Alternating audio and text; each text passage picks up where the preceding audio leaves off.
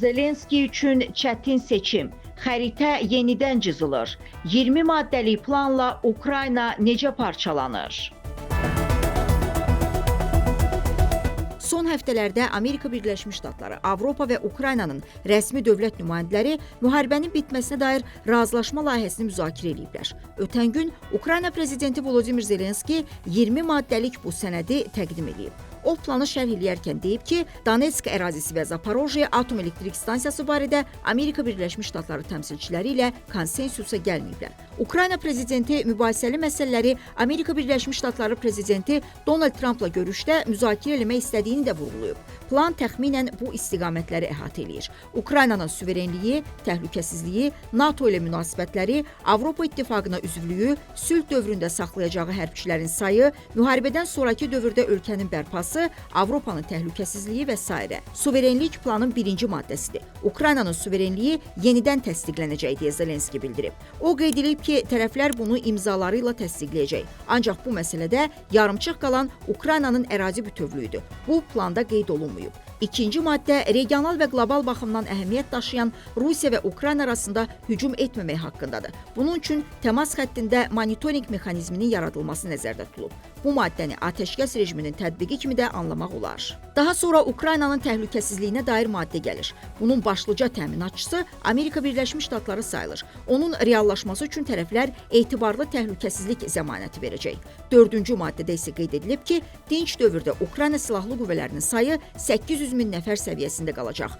Bura müdafiə qüvvələrinin şəxsi heyəti daxil deyil. Ukrayna NATO-ya üzv olmaq istəyindən imtina edir. Ancaq Amerika Birləşmiş Ştatları, NATO və Avropa dövlətləri ona alyansın nizamnaməsinin 5-ci maddəsinə uyğun təhlükəsizlik zəmanətləri verəcəklər. Bu isə Ukraynaya hücumun NATO-ya hücum kimi dəyərləndirilməsidir. Başqa sözlə, sülh sazişi imzalandıqdan və qüvvəyə mindikdən sonra istənilən ölkənin Ukraynaya hücum etməsinə 5-ci maddə əsasında cavab veriləcək. Ona görə də planda Ukraynanın NATO-ya qoşulmaması haqqında maddə yoxdur. Əvvəlki variantda isə belə bir maddə var idi. Çünki Rusiya Ukraynanın alyansa üzv olmasına qəti şəkildə etiraz eləyir. Volodymyr Zelenski ölkəsi ilə NATO-nun gələcək münasibətlərini şərh eləyərkən deyib ki, bu Amerika Birləşmiş Ştatları, Ukrayna, Avropa və Rusiya arasında bir sazişdir. Fikrimizcə, Ukraynanı qəbul edib etməmək NATO üzvlərinin seçimidir. Biz bu barədə seçimimizi artıq eləmişik. Maydan hərəkatının hədəfi Ukraynanı qərbə inteqrasiya eləmək, o cümlədən Avropa İttifaqı və NATO-ya tam hüquqlu üzv olaraq qəbul etdirmək olub. Rusiya bunu özünə təhlükə saydığı üçün məlum addımları atıb.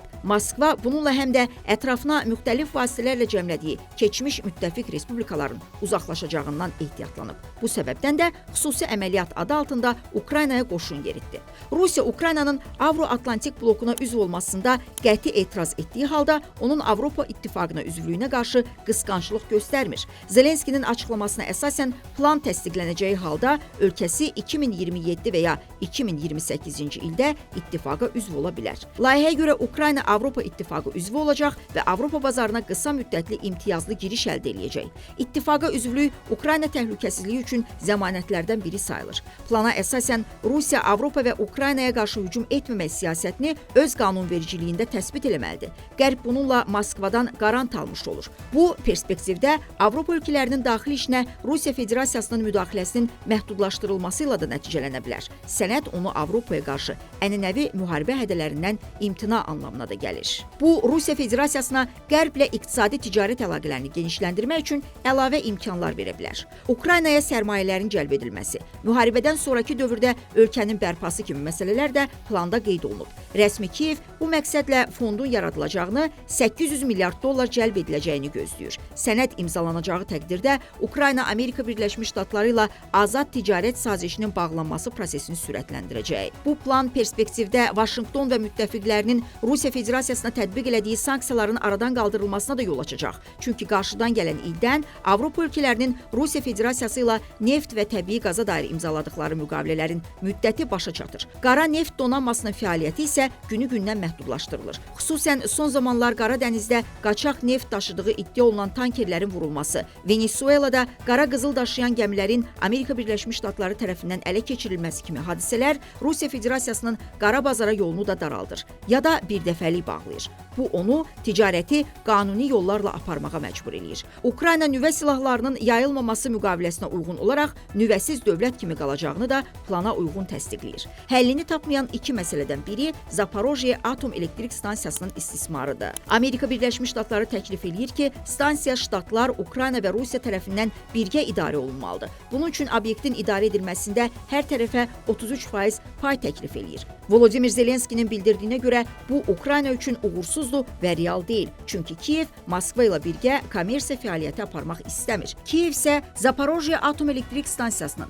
Amerika Birləşmiş Ştatları və Ukraynanın daxil olduğu birgə müəssisə tərəfindən istismar edilməsini, eyni zamanda istehsal olunan elektrik enerjisinin 50%-ni Ukrayna, qalan 50%-nin bölüşdürülməsini isə Amerika Birləşmiş Ştatlarının müstəqil şəkildə müəyyən eləməsini təklif eləyir. Zelenskinin sözlərinə görə, əgər harda dayanmışıqsa, orada dayanırıq formatı üzrə razılaşmaq mümkün olsa, Ukrayna bu saziş əsasında müharibəni bitirə və Zaporojye atom stansiyası ilə bağlı məsələni həll eləyə bilər. Ərazi məsələsi ikinci, başlıca mübahisəli və ən mürəkkəb məsələ olaraq sənəddə göstərilir. Ukrayna atəşkəs sazişinin imzalandığı andan qoşunların faktiki yerləşmə xətti üzrə ərazi dəyişiklikləri tanınmadan qeydə alınmasında israr eləyir. Rusiya isə Ukraynanın Lugansk, Donetsk, Kherson və Zaporojye vilayətlərinin bir hissəsindən qoşunlarını çıxarmasını istəyir. Rəsmi Kiyev Rusiyanı qoşunlarını Ukraynanın Sumy, Nikolayev, Xarkov və Dnepropetrovsk vilayətlərindən çıxarmasını şərt olaraq irəli sürür. Sənədə əsasən gələcək ərazi razılaşmalarından sonra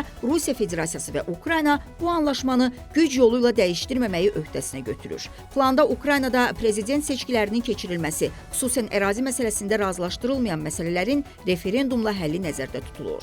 Bu layihə Donald Trumpın irəli sürdüyü təkliflərdən elə çox fərqlənmir. Amerika Birləşmiş Ştatları prezidentinin layihəsində Ukraynaya ərazi güzəşti də təklif olunurdu. Zelenski variantında isə iki mübahisəli məsələ, Zaporojye Atom Elektrik Stansiyası və ilhaq edilmiş ərazilər referenduma çıxarılır. Zelenski planını davamlı atəşkəs paketi də adlandırmaq olar. Çünki sənəddə Ukraynanın ərazi bütövlüyü vurğulanmır. Bu isə Rusiyanın ilhaq etdiyi ərazilərin beynəlxalq səviyyədə tanınması üçün yol açır. Barəsində qısa məlumat verdiyimiz bu sənəd reallaşarsa, gələcəkdə mübahisəli məsələlərin danışıqlar vasitəsilə həllinə də imkan yaradır. Krım yarımadasından planda söz açılmaması da bu ehtimalı isbatlayır. Çünki əvvəllər Ukrayna Rusiya ilə danışıqlarda zəif idi. Ancaq plan imzalanacağı halda dialoqlarda ona Qərb beynəlxalq qanunlar və münasibətlər çərçivəsində asanlıqla dəstək verə, yardım göstərə bilər. Planın gələcəkdə inkişaf etdirilməsi postsovet məkanında Moldova və Gürcüstandakı münaqişələrin həlli üçün də örnək olar. Rusiya hələ ki bu sənədə reaksiya verməyib. Kreml təmsilçiləri planı araşdırdıqlarını bildirirlər. Zelenski planında Amerika Birləşmiş Ştatları, Avropa və Ukrayna ortaq mövqedən çıxış edirlər. Bu isə həm də Kremlin onları bir-birindən ayırmaq, bir-birinə qarşı qoymaq cəhdlərinin puça çıxması deməkdir. Ona görə də Moskva ya planla razılaşıb yeni müqavilələr imzalayacaq, ya da Amerika Birləşmiş Ştatları başda olmaqla müttəfiqlərinin yeni sanksiyalarına tuş gələcək. Bu şəraitdə onu Hindistandan cəlb elədiyi canlı qüvvələr belə çətin xilas eləyə. Rəsmi Kiyev ərazi bütövlüyü ilə bağlı məsələni referenduma çıxarmaqla sülh üçün yeni beynəlxalq şərait yaradır. Odur ki, Volodymyr Zelenski həmkarı Vladimir Putini yeni bir sınağa çəkir. Sədrəddin İsmailov, Leyla Mehdi qızı, Report.